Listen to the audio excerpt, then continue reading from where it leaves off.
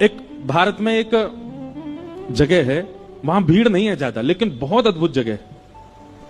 उस स्थान का नाम है जागेश्वर। क्या नाम है? जागेश्वर। उत्तराखंड में कमाऊ एक क्षेत्र है, नैनीताल वाला। वहां जब आप ऊपर जाएंगे तो वहां तीन स्थान है महादेव के, जागेश्वर, बागेश्वर और मुक्तेश्वर। जीवन में कभी अवसर मिले तो उन तीनों स्थानों का दर्शन जरूर करना।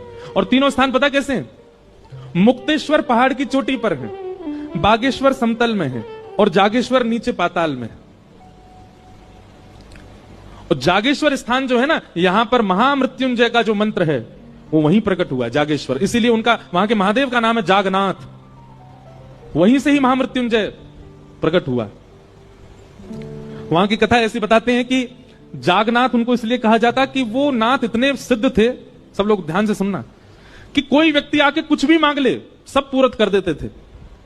एक बार एक कहीं के राजा ने किसी अच्छे राजा की हिंसा की कामना उनसे की, वो तो सबको आशीष देते थे, बोले तथास्तु।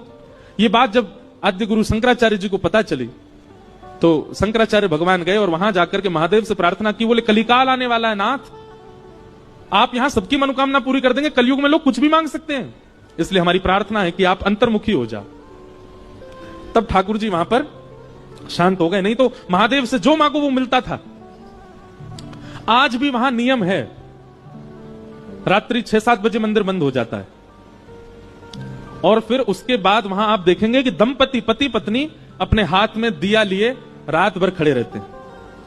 कहीं के भी बहुत सारे दंपति चारों ओर से मंदिर को घेर के ऐसे हाथ में दिया लेके खड़े रहते हैं। और कब तक खड़े रहेंगे? सुबह जब तक मंगला के दर्शन नहीं खुलेंगे तब तक खड़े रहते हैं। क्यों? मंगला होती जैसी वो दीपक महादेव को अर्पित करते हैं तो जिनको संतान नहीं है उनको संतान की प्राप्ति होती, ऐसा वहां कहते हैं।